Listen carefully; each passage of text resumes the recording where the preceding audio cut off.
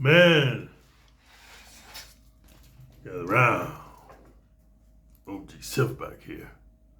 And today, guys, unfortunately, there's no stories of victory and glory. Only abject poverty, man, and depression, and skullduggery, and a sense of despair. So without further ado, I'm getting top of today's video, man, because I'm going to tell you something, man. When you take care of people you love, and you make sure that they're taken care of and they're appreciated and valued, and you show them that you respect them, especially your elders, man, the blessings in your life will be numerous, dude. There'll be nothing that you cannot do.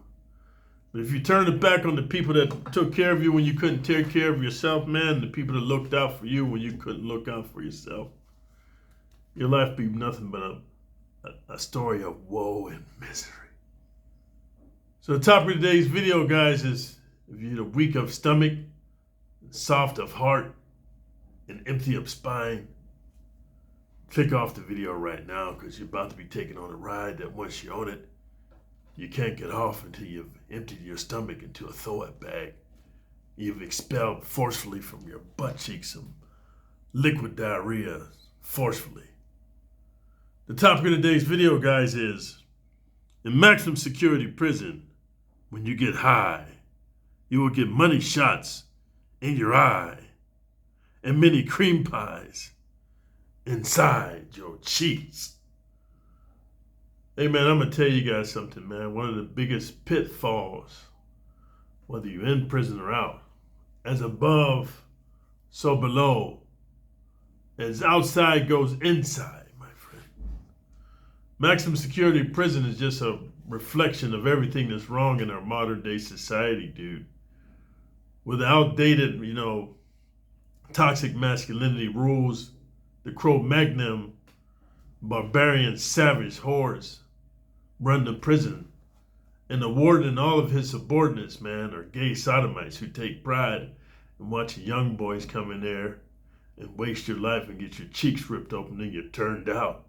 And all you can be is a switching fairy, switching up and down the aisles of prison, talking about butt cheeks for sale, butt cheeks for sale. To the highest bidder, you can have my funky, stinky, AIDS-infected, herpes-infected butt cheeks.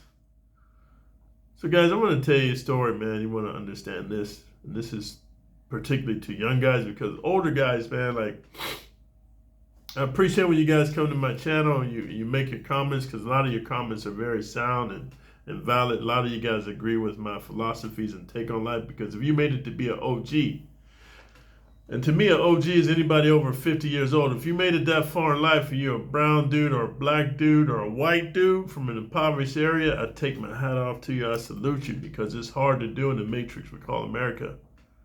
But this video is specifically for young guys, man, especially like if you're a teenager, you're in your 20s or even your 30s. The use of alcohol and drugs is the biggest pitfall, man. It's going to help you get exposed to homosexuality, dude, sodomite, dude, and demonic gay butt boy penetration of your most sacred hole, your dark hole in the back. And I'm going to tell you the story. You guys got to understand this, man. So if you see the dilemma that's going on with P. Diddy, man, and all these other rappers that are being accused of turning out young boys to get record deals, you just have to understand something, and I want to share this with you. You ever heard this thing, man, called liquid courage? So liquid courage is a dude that's normally a shy coward or a sissy boy, or he's just a soft dude, but he drinks some alcohol, especially some hard liquor, and he gets this liquid courage, dude. He can say stuff and do stuff, and then he gets into a lot of fights. Why? Because first of all, alcohol not only dulls your senses, it dulls your ability to feel pain, dude. And so all I'm saying is, alcohol just reveals what you want to really say and do. A lot of dudes are cowards inside, but they get that liquid courage. And how that applies to this video, guys, when you take drugs, man, it just exposes you for what you really are and who you truly are. That's why the guys that were partying with Diddy, you notice 50 Cent never partied with Diddy, dude. He said, just say no to Diddy's skullduggery. And the reason being, everybody knows what goes on at Diddy's parties. I'm going to share this with you. I've never been at the Diddy level. I was trying to work my way up there to get to the Rocks level. But every level of Hollywood and entertainment, dude, there's a price that you must pay. So here's the first test that I failed, dude, and I'm going to be honest with you guys, brother. I'm going to tell you the truth, Vato. The first test I failed is I was on a movie set with Michael J. White. So first I was making, like, let's just say D-level movies, and then because of my fighting skills and I could read scripts and I knew about my marks and I knew not to look to the camera and I learned to emote, I started making C-level movies. Then I got to B-level movies. So B-level movies is people like Michael J. White and let's say Jason Statham, these type of cats, Scott Adkins, action adventure fighting type dudes. A-level actors are like Brad Pitt, George Clooney, Arnold Schwarzenegger, The Rock, these type of cats, right? So I was on a B-level movie set, and this director, Michael J. White, hadn't walked on the scene yet. I do some fight scenes around Michael J. White. I've never done fight scenes with him, but he'll be in one scene, I'll be in another, and I'm always like the bad dude. I'm always in the group of the bad dudes. Michael J. White plays like the good guys in most of his movies. So I was on a movie set, dude, and I'll never forget, man, this director, he started touching my muscles and said, "You sure are a muscular man. You got a nice body," and he's touching me, right? And my manager was there because what happens in Las Vegas and Los Angeles, you have to get an acting manager. I had an acting manager, acting coach, and then I had a talent agent. So they work together to get you roles. And being that I was new to Vegas, I didn't know where a lot of the places were. So my manager, my talent agent manager, met me there. He took me there. And so I was getting ready to do my scene, and the director, I forget his name, and even if I remember it, I don't want to have smoke with anybody. I'm not trying to get blackballed. I'm just trying to take care of my mom, and when she's healthy and, you know, when she's stable, and her husband, I don't know what's going to happen with him. He's in bad shape, but whatever's going to happen in the future, my mom's going to be taken care of. I'm going to go back to Vegas, and I want to get back into the movie scene, not because I want to be a famous actor, but because of the money. So follow me, guys. I was on a movie set, and this white director dude, he's feeling on my muscles, man. I didn't like it.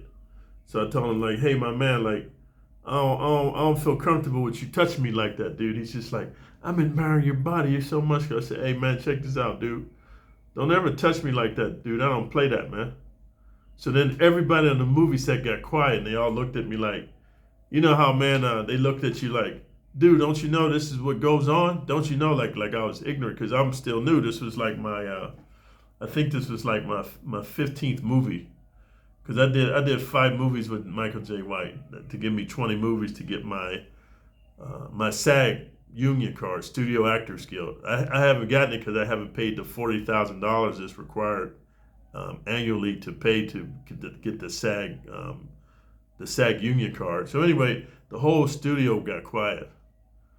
So then the director backed up off of me, man, and I noticed my scene got cut short, man, and I wasn't in most of the scenes. And then I was supposed to be on set for 1 month. The following week, they told me I wasn't needed, dude. So anyway, my manager, my acting manager said, "Bro, what's wrong with you, dude? Like, why you snap out like that?" I said, "Nah, man, I don't play that, dude. Like, dude, touch me like that. I ain't with that." And he said, "You fucked up, man." So then from there, I stayed right at the B-level movie level. I never got to go higher. I never got to work with that director again. And the reason this is important, I'm telling you guys this, man, is like, man, and not just in the entertainment industry and the acting industry and the singing and dancing, bro. You got to say to yourself, why is it some actors get all the roles and all the movie deals and all the high salaries and other actors like me never make it? And I'm not hating, guys. I'm just telling you my story. It's because, dude, you have to understand what you're willing to sacrifice to get to the next level. So then how does this apply to this movie? I want to share this with you because I made a video about this dude named Pee Wee. It's a 14-year-old dude. He was 5'1", 113 pounds.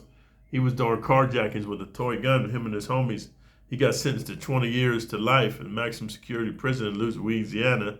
Now he's a turned out little gay sissy boy with long hair, Kool-Aid on his lips, Kool-Aid on his eyelashes and his eyebrows and his cheeks, and he's switching around. His butt's round and juicy because everybody and their brother been going up in him talking about Alabama, Oklahoma, score, right? I'm saying this to you young guys because, man, early on you have to determine if you're a follower or leader. And I understand we all look to follow somebody when you're a young dude. I remember when I was a young dude, I went from 13 to 14, and that's when I started doing armed robberies and carjackings, and I went to Youth Authority Maximum Security Prison because I was lost. I was looking for leadership. And I'm hoping to correct the wrongs that I made in my life for you youngsters that are young dudes, whether you're a teenager in your 20s or 30s. When you look to follow somebody, man, make sure the dude's living a life you want to admire, adhere to, or replicate. And how this is important, man, in maximum security prison, the number one downfall of guys is drugs and alcohol, dude. You know, if you're feeling depressed, or you feeling like you're not where you want to be, or you feeling like, you know, you're sad, or you feel like you haven't accomplished what you want to accomplish, the worst thing you can do is to resort to drugs and alcohol. I don't care who tells you differently, because what happens, it's called a gateway drug. And what is it a gateway drug to? If you Google search drugs and alcohol, it actually is under the category of what's called spirits. And so spirits, you guys may think that, oh, it lifts your spirits, but no, what it does is it opens up your psyche. It opens up a portal so the dark spirits can enter you. And the number one dark spirit is the one of homosexuality and sodomy, dude, for men. And I don't want to make this a political video, and I don't want to get banned on YouTube. I don't want to defend anybody, but me, I think that it's quite natural for women to be bisexual because that's just how they built. They touchy-feely, they emote. They're very sensual. Sensual means touch. They're in tune with their emotions, dude. They have way more pleasurable receptor sites on their body. But men in particular, dude, you have to become stoic. You have to understand that even if you're sad or depressed, dude, or you feel like you haven't accomplished anything, you have to think long-term and not immediate gratification. Why that's important? In maximum security prison, like, first of all, when you're on the street and you're using drugs and you're getting high, you're committing crimes, you're not as sharp as you think you are. You're deluding yourself. And you're going to end up making mistakes because you're under the influence of alcohol, drugs, psychedelics, whatever you're into, DMT, delusional drugs, what is that called? Acid, shrooms, whatever you guys is taking. It makes you think that you're on top of your game, but you're not. It's just like when you take steroids, dude. You become very emotional. Look at the interview they did with the Wet Swanson on Fresh and Fit, where he just flipped out one of the smacker dude who was armed, who had a CCW, was a concealed carry weapon. Just goes to show you, man, like, most criminals and felons don't use their rational thinking. And how that applies to maximum security prison, if you get high, more than likely you're going to end up in prison if you're doing crimes and illegal things. And once you get into prison, here's the catch that I wanted to make the crux of this video. In maximum security prison, when you get high, you will get money shots in your eyes and mini cream pies inside your cheeks. And here's why, man. People that get high, most people, I'm not trying to be offensive, deep down they're bi-curious, dude. They're homosexual curious. And the reason they get high, they want to suppress their homosexual thoughts because outside, here in society, it's not accepted. I understand there's LBGTQ, whatever. But, you know, when you look at it, most families don't accept that. They might still love you and they might accept that, you know, okay, this dude's going to be what he is, but deep down they're hurt. So what happens is when you go inside maximum security prison and they got drugs in there, dude. They got all kind of crack and ecstasy and weed and sherm and alcohol and heroin, dude. Anything you can think of. Come on, man. What makes you think if a dude is breaking the law on the street, he's not going to continue to break the law in prison? What makes you think that the warden and his sodomite,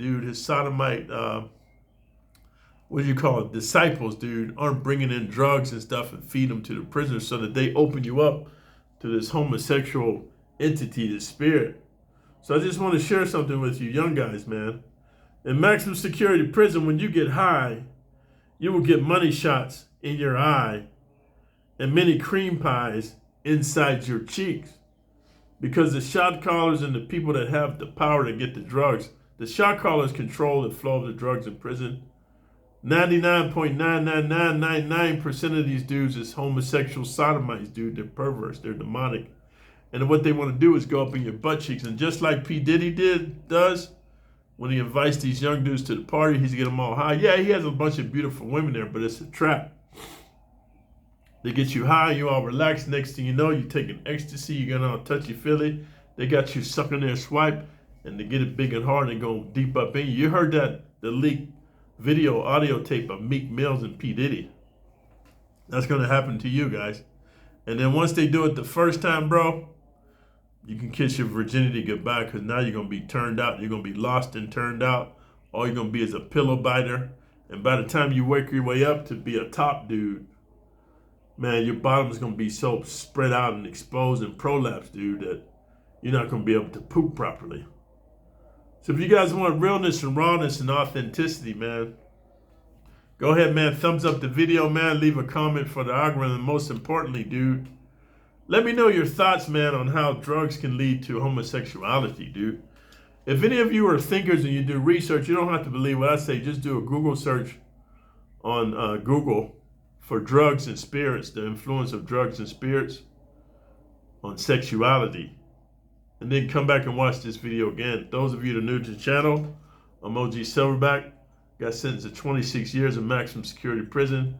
Went back to court on appeal after 2 years in prison and got reduced to 11 and a half. Ended up doing 10 years, most of it in the SHU program.